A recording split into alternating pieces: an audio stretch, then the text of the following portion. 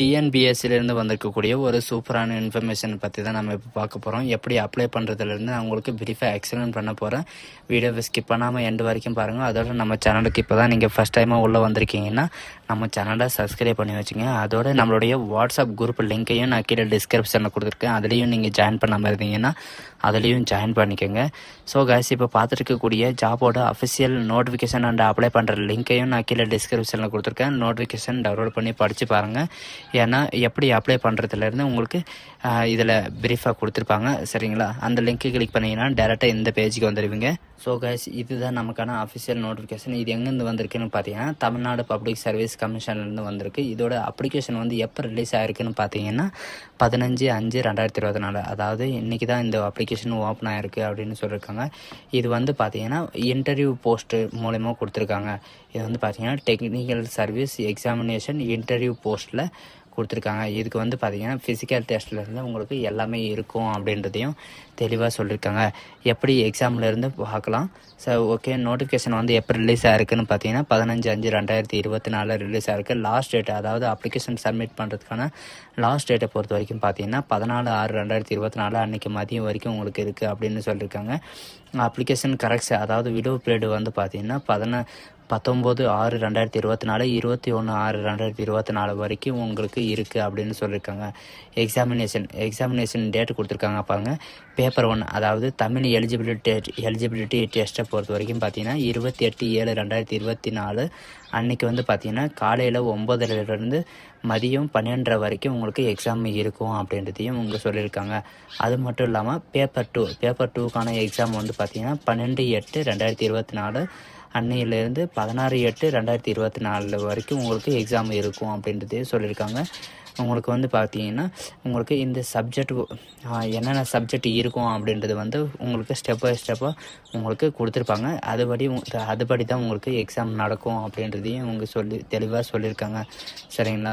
எங்கே கீழே ஸ்க்ரோல் பண்ணிட்டு வந்தீங்கன்னா நீங்கள் என்னென்ன படிக்கணும், என்னென்ன சப்ஜெக்ட் படிக்கணும் அப்படின்றதையும் உங்களுக்கு தெளிவாக கொடுத்துருப்பாங்க. இதுக்கு எப்படி அப்ளை பண்ணணும்னு பார்த்தீங்கன்னா இவங்க கொடுத்துருக்காங்க பாருங்கள். ஆன்லைனில் மோடில் தான் அப்ளை பண்ணி ஆகணும். www.tnbcexam.in இதில் தான் நீங்கள் அப்ளை பண்ணணும் அப்படின்னு சொல்லியிருக்காங்க. அப்ளைக்கான, அதாவது விடோ கரெக்ஷன் பீரியடை பொறுத்த வரைக்கும் பார்த்தீங்கன்னா 19/6/2024 21/6/2024 வரைக்கும் டூயிங் திஸ் பீரியட் இருக்கும் அப்படின்றது இவங்க சொல்லியிருக்காங்க. இது மட்டும் இல்லாமல் எங்கே சப்ஜெக்ட் பேப்பர் கொடுத்துருக்காங்க இல்லைங்களா, உங்களுக்கு சப்ஜெக்டில் வந்து என்னென்ன வரும் அப்படின்றத உங்களுக்கு தெளிவாக கொடுத்துருப்பாங்க. போஸ்ட் ஆஃப் வேக்கன்சி கொடுத்துருக்காங்க. என்ன போஸ்ட்டுக்கு என்ன வேக்கன்சி அப்படின்றது எங்கே தெளிவாக கொடுத்துருப்பாங்க. சரிங்களா? சேலஞ்சு, அதாவது college director of physical examination and sports government law காலேஜில் பொறுத்த வரைக்கும் பார்த்தீங்கன்னா உங்களுக்கு டோட்டலாக 12 வேக்கன்சி இருக்குது. உங்களுக்கு பே லெவலில் வந்து பார்த்தீங்கன்னா 24 இருக்கும் அப்படின்னு சொல்லியிருக்காங்க. மேனேஜர் கார்டில் வந்து பார்த்தீங்கன்னா மேனேஜர் கார்டு லீகலுக்காக எடுக்க போகிறாங்க. இதில் வந்து பார்த்தீங்கன்னா உங்களுக்கு டோட்டலாக 2 வேக்கன்சி தான் இருக்குது. சீனியர் ஆஃபீஸரை பொறுத்த வரைக்கும் பார்த்தீங்கன்னா 9 வேக்கன்சி இருக்குது. எங்கன்னு பார்த்தீங்கன்னா இன்ஸ்ட்ருமெண்ட் கார்பரேஷனில் தான் உங்களுக்கு 9 வேக்கன்சி இருக்குது அப்படின்னு சொல்லியிருக்காங்க. அசிஸ்டன்ட் மேனேஜரை பொறுத்த வரைக்கும் பார்த்தீங்கன்னா உங்களுக்கு கும்பகோணம், கோயம்புத்தூர், திருநெல்வேலி, விழுப்புரம், சேலம், மதுரை, சென்னை இதிலெல்லாம் பார்த்தீங்கன்னா டோட்டலாக இவ்வளோ வேக்கன்சி கொடுத்துருக்கோம் அப்படின்றத இவங்க சொல்லியிருக்காங்க. ஒவ்வொரு டிஸ்ட்ரிக்கும் எவ்வளோ வேக்கன்சி இருக்குது அப்படின்றதையும் இங்கே தெளிவாக டிஸ்ட்ரிபியூட் பண்ணி போட்டிருக்காங்க. அதையும் பார்த்துக்கோங்க. நெக்ஸ்ட்டு பார்த்தீங்கன்னா அசிஸ்டன்ட் மேனேஜர் லீகலுக்காக பார்த்தீங்கன்னா உங்களுக்கு ப்ரொமோஷன் கார்பரேஷனுக்காக எடுக்க போகிறாங்க. டோட்டலாக வந்து 2 வேக்கன்சி இருக்குது. தமிழ் ரிப்போர்ட்டரை பொறுத்த வரைக்கும் பார்த்தீங்கன்னா உங்களுக்கு டோட்டலாக 5 வேக்கன்சி இருக்குது. இங்கிலீஷ் ரிப்போர்ட்டரை பொறுத்த வரைக்கும் பார்த்தீங்கன்னா 5 வேக்கன்சி இருக்குது. இது எல்லாத்துக்குமே பார்த்தீங்கன்னா ஒரே சேலரி தான் கொடுப்பாங்க அப்படின்னு சொல்லியிருக்காங்க. அக்கௌண்ட் ஆஃபீஸரை பொறுத்த வரைக்கும் பார்த்தீங்கன்னா கிளாஸ் 3ல், அதாவது தமிழ்நாடு அக்கௌண்ட் சர்வீஸில் உங்களுக்கு எக்ஸாம் அதாவது ஒரு வேக்கன்சி இருக்குது அப்படின்றத சொல்லியிருக்காங்க. அக்கௌண்ட் மேனேஜரை பொறுத்த வரைக்கும் பார்த்தீங்கன்னா உங்களுக்கு கும்பகோணம், கோயம்புத்தூர், திருநெல்வேலி, விழுப்புரம் இதிலெல்லாம் பார்த்தீங்கன்னா உங்களுக்கு எவ்வளோ வேக்கன்சி இருக்குது அப்படின்றத கொடுத்துருக்காங்க.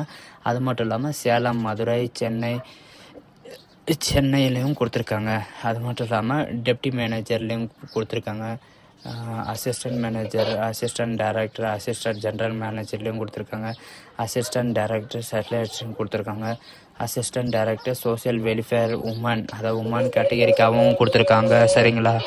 அதுவும் இல்லாமல் பெஸ்ட்டில் கொடுத்துருக்காங்க.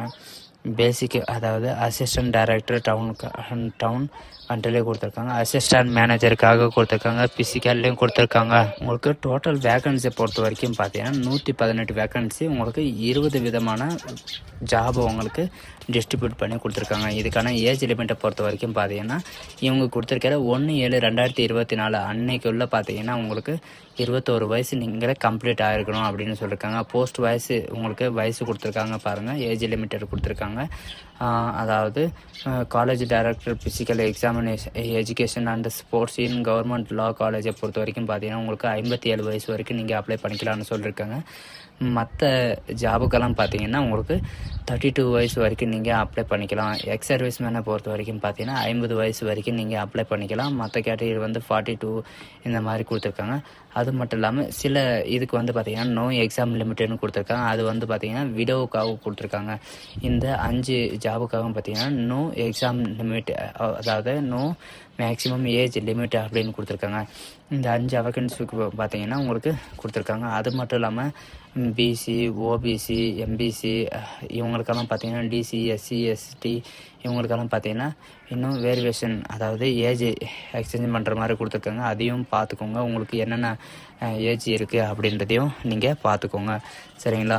எக்ஸாமினேஷனை பொறுத்த வரைக்கும், அதாவது குவாலிஃபிகேஷனை பொறுத்த வரைக்கும் பார்த்தீங்கன்னா college director physical education and sports government லாவை பொறுத்த வரைக்கும் பார்த்தீங்கன்னா நீங்கள் மாஸ்டரில் டிகிரியில் படிச்சிருக்கணும் அப்படின்னு சொல்லியிருக்காங்க. ஸ்போர்ட்ஸ் சர்வீஸ், அதாவது ஸ்போர்ட்ஸ் சயின்ஸில் வந்து பார்த்திங்கன்னா 50% மார்க் இருக்கணும் அப்படின்றத சொல்லியிருக்காங்க. மேனேஜர் கார்டை பொறுத்த வரைக்கும் மாஸ்டர் டிகிரியில் வந்து பார்த்திங்கன்னா நீங்கள் லா, அதாவது டிகிரியில் வந்து லா படிச்சிருக்கணும் அப்படின்னு சொல்லியிருக்காங்க. சீனியர் ஆஃபீஸரை பொறுத்த வரைக்கும் பிஎல் டிகிரி லாவில் படிச்சிருக்கணும் அப்படின்றதையும் சொல்லியிருக்காங்க. அது மட்டும் இல்லாமல் அசிஸ்டன்ட் மேனேஜர் லீகலை பொறுத்த வரைக்கும் பார்த்தீங்கன்னா நீங்கள் டிகிரி படிச்சிருந்தா ஓகேன்ற மாதிரி சொல்லியிருக்காங்க. அசிஸ்டன்ட் மேனேஜர் லீகலை பொறுத்த வரைக்கும் டிகிரியில் லா, இவங்க மேக்ஸிமம் கேட்குறது வந்து பார்த்தீங்கன்னா டிகிரியில் நீங்கள் லா படிச்சிருக்கணும் அப்படின்றத கேட்டிருக்காங்க. தமிழ் ரிப்போர்ட்டரை பொறுத்த வரைக்கும் பார்த்தீங்கன்னா டிகிரி படிச்சிருந்தாலும் ஓகே. ஒரு நிமிஷத்துக்கு வந்து பார்த்தீங்கன்னா தமிழ் வேர்டு 120 வேர்டு டைப் பண்ணணும் அப்படின்றத சொல்லியிருக்காங்க. உங்களுக்கு வந்து பார்த்திங்கன்னா டைப்பிஸ்ட்டில் வந்து நீங்கள் பாஸ் ஆகிருக்கணும் அப்படின்றதையும் சொல்லியிருக்காங்க. இங்கிலீஷ் டைப் ரிப்போர்ட்டரை பொறுத்த வரைக்கும் பார்த்தீங்கன்னா இதுலேயும் உங்களுக்கு பேச்சுலர் டிகிரி, அதாவது நீங்கள் டிகிரியில் முடிச்சிருந்தா ஓகே அப்படின்ற மாதிரி சொல்லியிருக்காங்க. இதுலேயும் வந்து பார்த்திங்கன்னா உங்களுக்கு எக்ஸாமினேஷன் இருக்கும். உங்களுக்கு அதாவது பர் மினிட்டுக்கு வந்து பார்த்திங்கன்னா 150 வேர்டு நீங்கள் டைப் பண்ணணும் அப்படின்னு சொல்லியிருக்காங்க. அது மட்டும் இல்லாமல் நீங்கள் டெக்னிக்கல் எக்ஸாமினேஷன் டைப்பிஸ்ட்டில் வந்து பார்த்தீங்கன்னா நீங்கள் பாஸ் ஆகிருக்கணும் அப்படின்றதையும் சொல்லியிருக்காங்க. அக்கௌண்ட் ஆஃபீஸர் கிளாஸ் 3 பொறுத்த வரைக்கும் பார்த்தீங்கன்னா நீங்கள் அக்கௌண்ட்ஸில் அல்லது காஸ்ட் அக்கௌண்ட்ஸில் நீங்கள் முடிச்சிருக்கணும் அப்படின்னு சொல்லியிருக்காங்க. அக்கௌண்ட் ஆஃபீஸரை பொறுத்த வரைக்கும் பார்த்தீங்கன்னா நீங்கள் மஸ்ட்டாக ஃபைனல் எக்ஸாமினேஷனில் வந்து நீங்கள் கேண்டிடேட் அக்கௌண்ட்ஸை நீங்கள் முடிச்சிருக்கணும் அப்படின்றதையும் சொல்லியிருக்காங்க. அசிஸ்டன்ட் மேனேஜர் அக்கௌண்ட்ஸை பொறுத்த வரைக்கும் பார்த்தீங்கன்னா உங்களுக்கு இன்ஸ்டியூட் ஆஃப் காஸ்ட் அக்கௌண்ட்ஸை முடிச்சிருக்கணும். டெப்டி மேனேஜரை பொறுத்த வரைக்கும் பார்த்தீங்கன்னா உங்களுக்கு காஸ்ட் அக்கௌண்ட்டை எம்பிஏ நீங்கள் ஃபைனான்ஸ் முடிச்சிருக்கணும் அப்படின்றதே சொல்லியிருக்காங்க.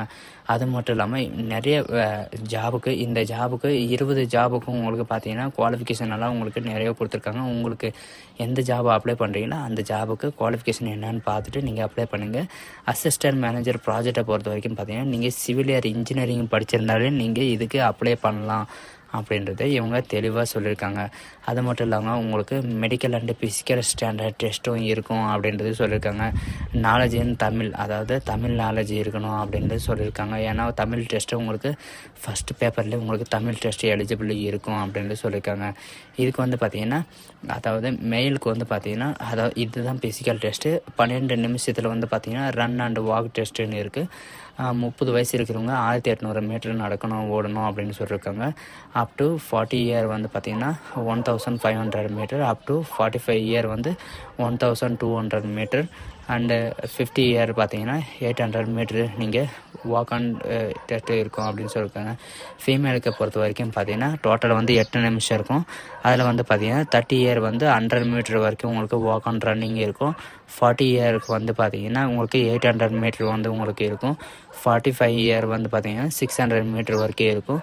அப் டு 50 இயர் வந்து பார்த்தீங்கன்னா 400 மீட்ரு வரைக்கும் உங்களுக்கு எக்ஸாமு, அதாவது உங்களுக்கு ஃபிசிக்கல் ஸ்போர்ட்ஸ் டெஸ்ட்டு இருக்கும் அப்படின்னு சொல்லியிருக்காங்க. அது மட்டும் இல்லைங்க ஃபிட்னஸ் இது வந்து கம்பல்சரி அப்படின்னு சொல்லியிருக்காங்க. இது வந்து எங்கே நடக்கும்னா நம்ம தமிழ்நாட்டில் சென்னையில் தான் நடக்கும் அப்படின்றது சொல்லியிருக்காங்க.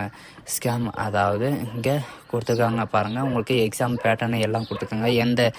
எந்த டைம் எக்ஸாம் இருக்கும், எவ்வளோ இருக்கும் அப்படின்றது. பேப்பர் 1 அண்ட் பார்ட் பியை பொறுத்த வரைக்கும் பார்த்தீங்கன்னா உங்களுக்கு 3 ஹவர் டோட்டல் எக்ஸாமினேஷன் ஹவர் இருக்கும். எஸ்எஸ்எல்சியில் வந்து உங்களுக்கு 100 கொஷின் இருக்கும். 75 மார்க்கு அந்த மாதிரி கொடுத்துருக்காங்க. டோட்டலாக வந்து 150 மார்க் இருக்கும். எஸ்சி எஸ்டி இவங்களுக்கு அதான் பார்த்தீங்கன்னா 60 மார்க் எடுத்தாலும் நீங்கள் பாஸ் அப்படின்ற மாதிரி சொல்லியிருக்காங்க. பேப்பர் 2 பொறுத்த வரைக்கும் பார்த்தீங்கன்னா டோட்டலாக வந்து 200 மார்க்கு உங்களுக்கு 3 ஹவர் எக்ஸாம் ஹவர் இருக்கும். டோட்டலாக வந்து பார்த்திங்கன்னா 300 மார்க் இருக்கும். 135 எடுத்தால் பாஸ், அதர் கேட்டகரி வந்து 180 எடுத்தால் பாஸ்ன்னு சொல்லியிருக்காங்க. இதோட இன்டர்வியூக்கு வந்து பார்த்திங்கன்னா 60 மார்க் இருக்கும். டோட்டலாக வந்து பார்த்திங்கன்னா 510 மார்க் இருக்கும் அப்படின்றதையும் சொல்லியிருக்காங்க. நீங்கள் எவ்வளோ எடுக்கிறீங்களோ அதுக்கு தகுந்த மாதிரி உங்களுக்கு ஃபாஸ்ட் ரிசல்ட் வந்து வெளியிடுவோம். அதுக்கப்புறம் உங்களுக்கு இன்டர்வியூ இருக்கும் அப்படின்றதையும் இவங்க தெளிவாக சொல்லியிருக்காங்க. உங்களுக்கு எக்ஸாமினேஷன் எப்படி இருக்குன்னு பார்த்தீங்கன்னா உங்களுக்கு ஆப்ஜெக்டிவ் டைப்பில் தான் உங்களுக்கு எக்ஸாம் இருக்கும் அப்படின்றதையும் இவங்க முதலே முன்கூட்டியே சொல்லியிருக்காங்க. அது மட்டும் இல்லாமல் நீங்கள் கீழே ஸ்க்ரோல் பண்ணிட்டே வந்தீங்கன்னா மற்ற டீட்டெயில்ஸ் எல்லாம் கொடுத்துருப்பாங்க. சரிங்களா? உங்களுக்கு எக்ஸாம் ஹால் வந்து உங்களுக்கு எங்கெங்கே இருக்கும் அப்படின்னு பார்த்தீங்கன்னா உங்களுக்கு 38 டிஸ்ட்ரிக்டில் உங்களுக்கு இருக்கும் அப்படின்றதே சொல்லியிருக்காங்க. அது மட்டும் இல்லாமல் நீங்கள் உங்களுக்கு நியரஸ்ட்டாக உங்களுக்கு எந்த டிஸ்ட்ரிக், அதாவது உங்கள் சொந்த டிஸ்ட்ரிக்ட்லேயே நீங்கள் எக்ஸாம் எழுதிக்கலாம் அப்படின்றதையும் இவங்க தெளிவாக சொல்லியிருக்காங்க. நீங்கள் அப்ளை பண்ணி நீங்கள் எந்த டிஸ்ட்ரிக்ட்லேருந்து அப்ளை பண்ணிங்கன்னா அந்த டிஸ்ட்ரிக்ட்லேயே உங்களுக்கு எக்ஸாம் ஹால் இருக்கும் அப்படின்னு சொல்லியிருக்காங்க. எக்ஸாம் ஃபீஸை பொறுத்த வரைக்கும் பார்த்தீங்கன்னா ஆல் கேட்டகரிக்கு வந்து 200 ருபீஸ் இருக்கும் அப்படின்ட்டு சொல்லியிருக்காங்க. சரிங்களா? ஸோ காஸ் இதுதான் நமக்கான அஃபிஷியல் நோட்டிஃபிகேஷன் அண்டு அப்ளிகேஷன் பண்ணுற லிங்க்கும் நான் கீழே டிஸ்கிரிப்ஷனில் கொடுத்துருக்கேன். மறக்காமல் டவுன்லோட் பண்ணி பாருங்கள். இதில் வந்து எப்படி எக்ஸாம் எழுதணும், எக்ஸாம் பேட்டர்ன் என்னென்ன அப்படின்னு சொல்லிட்டு கொஷின் பேப்பர்லேருந்து உங்களுக்கு எல்லாம் பிரீஃபாக எக்ஸ்பிளைன் பண்ணியிருக்காங்க. மறக்காமல் டவுன்லோட் பண்ணி பாருங்கள். ஸோ காஸ் இந்த வீடியோ உங்களுக்கு பிடிச்சிருந்தா உங்கள் ஃப்ரெண்ட்ஸ் அண்ட் ஃபேமிலிக்கு கண்டிப்பாக ஷேர் பண்ணுங்கள். ஸோ காஸ் தேங்க்யூ.